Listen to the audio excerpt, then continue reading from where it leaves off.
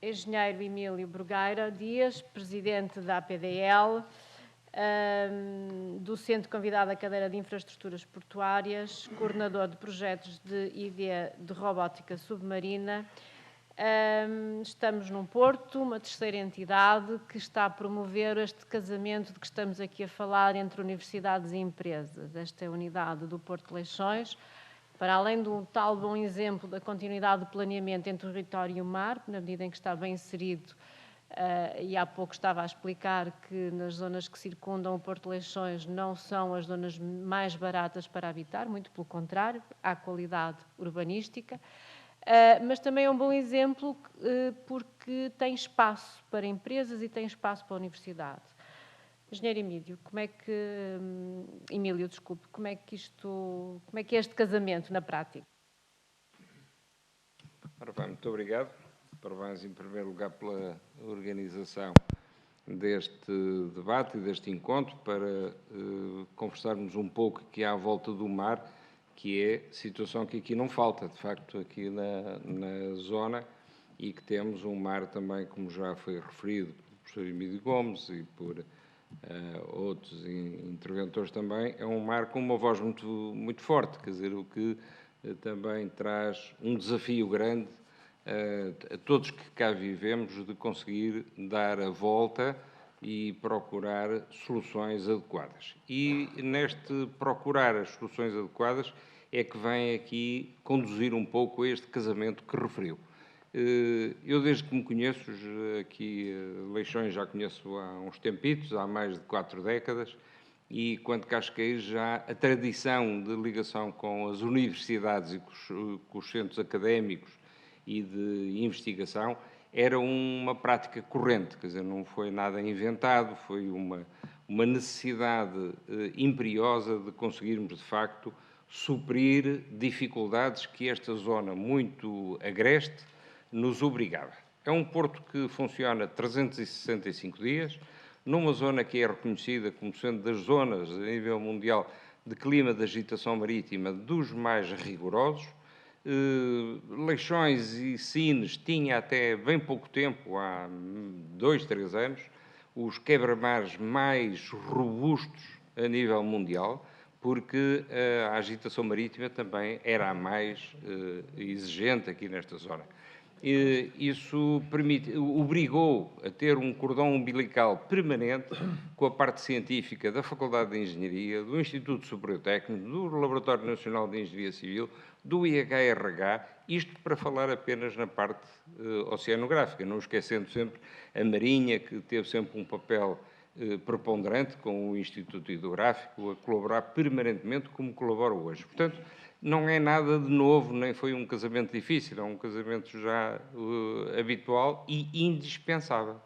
Isto permitiu, de facto, aqui criar condições para que se desse sequência natural a práticas já de investigação, de inspeções submarinas, de, como se foi referido, da robótica submarina, que veio completar carências de inspeções que, por vezes, com mergulhadores não é possível fazer, ou não é possível fazer de uma forma tão intensiva e de uma forma completa das estruturas portuárias e dos próprios navios, fazer o reconhecimento dos fundos e ter obtenção de dados de uma base de dados oceanográfica que nos permita, de facto, saber onde estamos e ir procurar o apoio, por exemplo, das universidades, nomeadamente, estou aqui vários, eu aqui estou, por um lado estou à vontade, por outro lado tenho a dificuldade, porque grande parte das pessoas que estão aqui têm tido a sorte, além da amizade, quer dizer, de colaborarmos há muito tempo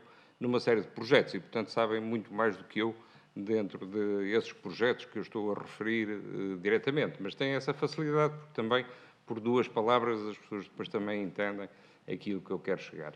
Mas nós temos aqui, ainda há bocado foi referido aqui pelo antecessor, a questão do projeto RAIA. O projeto RAIA é um projeto que, de facto, Leixões acompanhou também de perto e está a usufruir desse projeto. Foi um projeto que ainda esperemos que continue a ter vitalidade e continue a produzir e que, por exemplo, para nós, temos aqui um dos nossos pilotos principais, aqui um chefe de divisão que está aqui connosco, e que sabe que no dia-a-dia utilizamos na prática, porque é isso que eu, essencialmente, na minha apresentação, eu depois vou-vos trazer aqui meia dúzia de imagens daquilo que temos feito, do que é que tem sido as nossas realidades e o que é este futuro deste tal casamento que me referiu.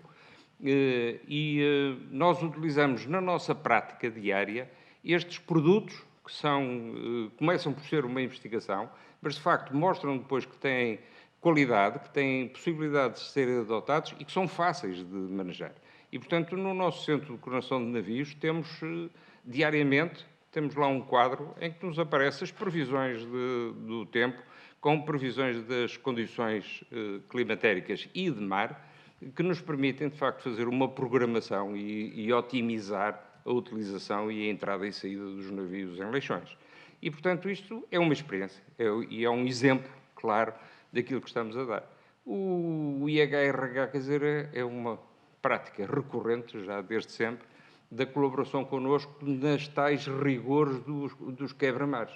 Só há 3 ou 4 anos é que a Punta Langosteira, na Corunha, ultrapassou as características dos quebra-mares mais rigorosos a nível mundial, porque, na realidade, eles estão numa confluência de um bico ali de passar para o Golfo da Biscaia, aqui com a costa atlântica, e tem a onda de projeto, por exemplo, só para termos uma ideia, aqui a nossa anda à volta dos 12 metros, como o Sines, e eles têm uma onda de projeto de 15 metros. Portanto, isso obrigou a utilizar tecnologias e equipamentos e proteções do quebra-mar que eram inimagináveis. Portanto, valores de facto enormes, têm um custo enorme de primeiro estabelecimento, mas que vão ter um custo muito grande de manutenção.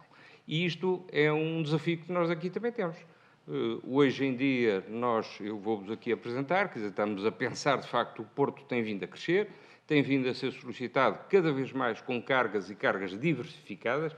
Leixões movimenta qualquer tipologia de carga que se possa pensar a nível mundial, e isto tem vindo a ser um desafio para Leixões, porque os navios estão a crescer, como todos sabemos.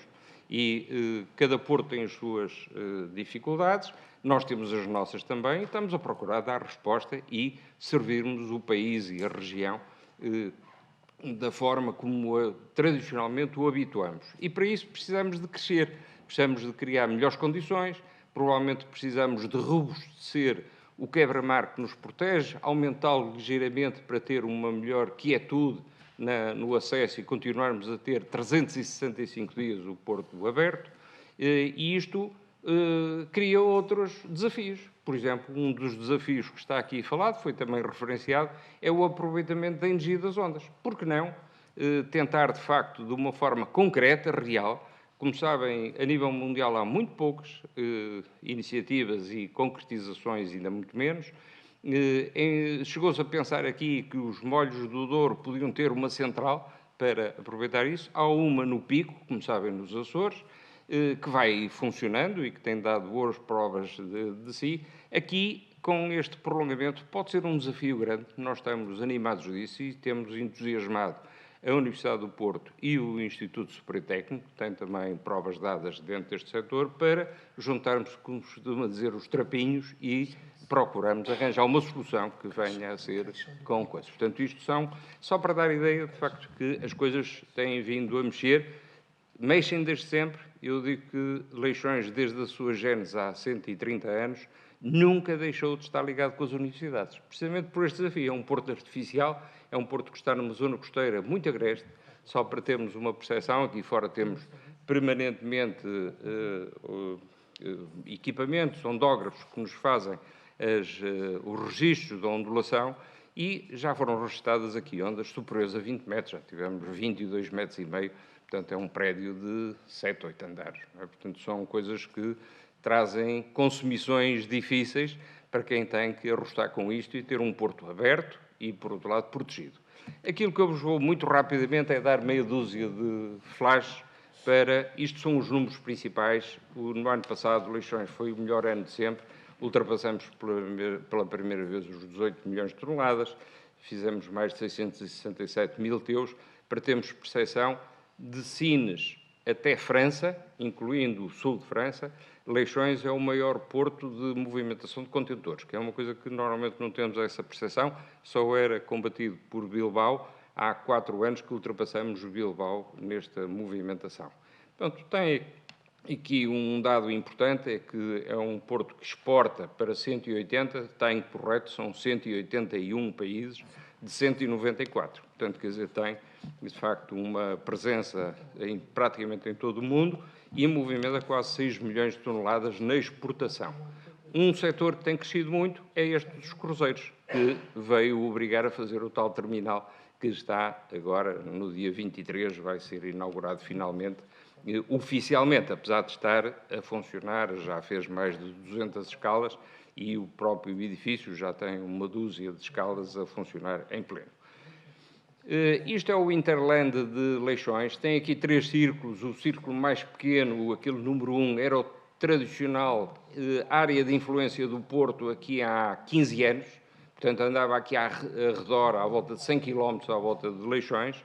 Hoje o Interland de Leixões vai abaixo de Lisboa, apanha toda a zona da Galiza e tem uma área que se vê aqui no setor 3 de um convênio com Castelo Leão, portanto a zona de Salamanca e Valladolid, em que tem consolidado esta influência. Portanto, tem cerca de 11 milhões de pessoas relacionadas com este. O Forland, portanto, nós estamos ligados com todas as rotas mundiais, por todos os canais, do Panamá, do Suez e com a utilização de todos os oceanos e, portanto, para chegar aos 181 países, assim tem que ser.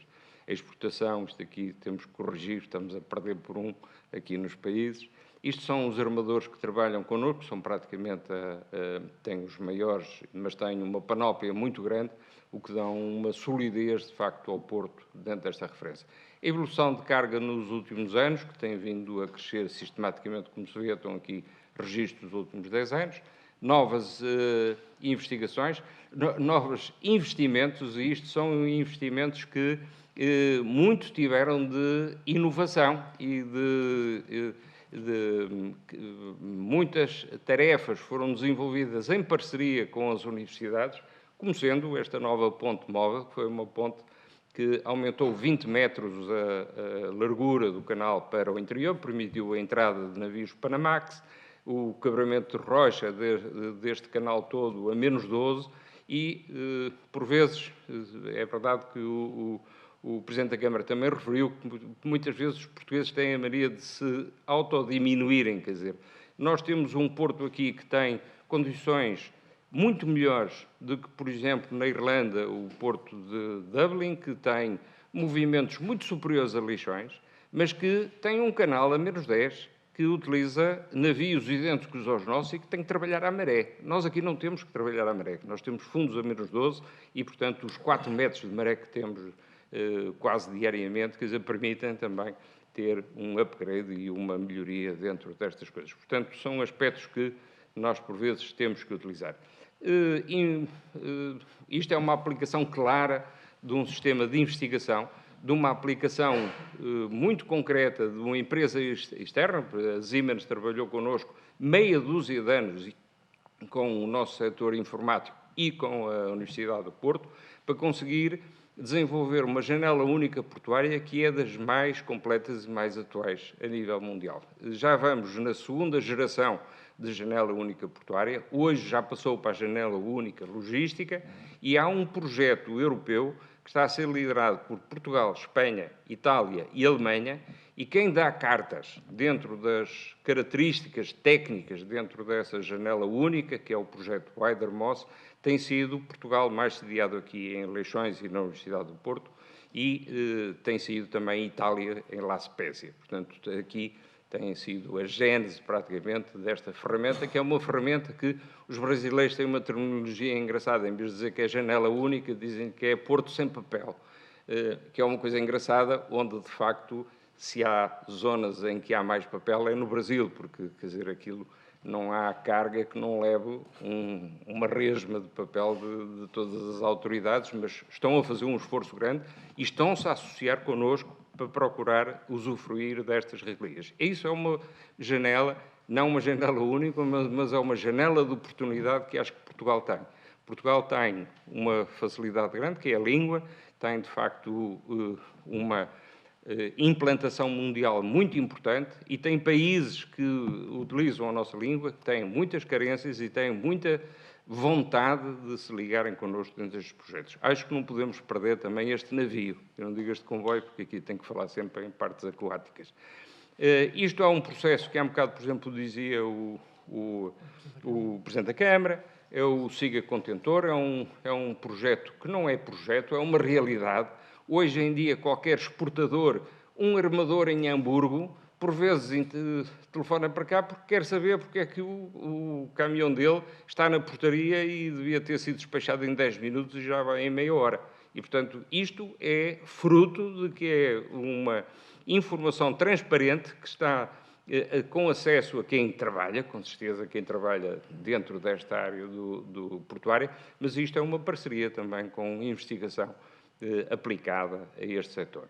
A portaria única hoje tem performance do melhor a nível mundial. Hoje um caminhão demora em média 11 minutos para ser atendido na portaria e cá dentro do porto, para vir buscar um contentor e sair ou vice-versa, não demora sequer 1 hora. Só para lhes dar um indicador, aqui há 10 anos demorava 2 horas para entrar no porto e demorava 4 horas para sair com o caminhão. E, portanto, isto foi um upgrade que não é por acaso, nem é pelos nossos lindos olhos, que tem vindo a crescer o movimento portuário e que tem sido aceito a nível mundial.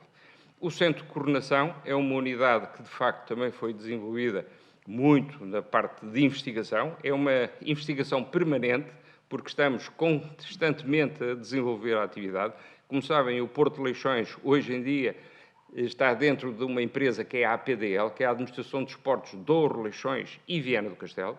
O Porto de Viana do Castelo já está cá inserido dentro destes mapas de planeamento e o planeamento do Porto de Viana é feito cá. Há um mês foi integrada a Via Navegável do Douro também, e só um indicador, que normalmente também não temos essa percepção a nível geral, o Porto do Douro é o maior porto de cruzeiros do país. É superior a Lisboa, é superior ao Funchal. Lisboa e Funchal movimentam à volta de 500 mil passageiros por ano. O Douro, no ano passado, movimentou 640 mil. E, portanto, quer dizer, é um desafio grande e é uma necessidade com umas características diferentes, que Lisboa e Funchal trabalham com os navios de cruzeiros como aqui Leixões. Os navios do Douro são aqueles navios hotel e os navios daquelas voltinhas, eu chamo-lhe a volta do Tristes, ou pelo menos aquela volta das 6 pontes e tal, que correm ali, mas são cerca de 250 que correm o rio todo, e esses têm um grande impacto económico e de desenvolvimento da própria região, e os restantes 350 são cá embaixo, na zona mais próxima da zona do Porto e Gaia. A plataforma de logística é uma natural e uma indispensável crescimento do Porto de Leixões, que é uma realidade. O Polo 1 e Polo 2, que estão aqui referenciados, estão ligados umbilicalmente ao Porto e à rede de estradas nacional, de autoestradas, e à linha de Leixões que conecta com Contumil e Leixões para fazer a articulação da via férrea, e que hoje em dia já tem instalações como a Luís Simões, que já estão a funcionar com um grande armazém de 20 mil hectares, de 20 mil metros quadrados, e o Polo 1 vai também ser inaugurado a breve trecho, está totalmente infraestruturado e cerca de 30% da área já está contratualizado para construir armazéns de desenvolvimento.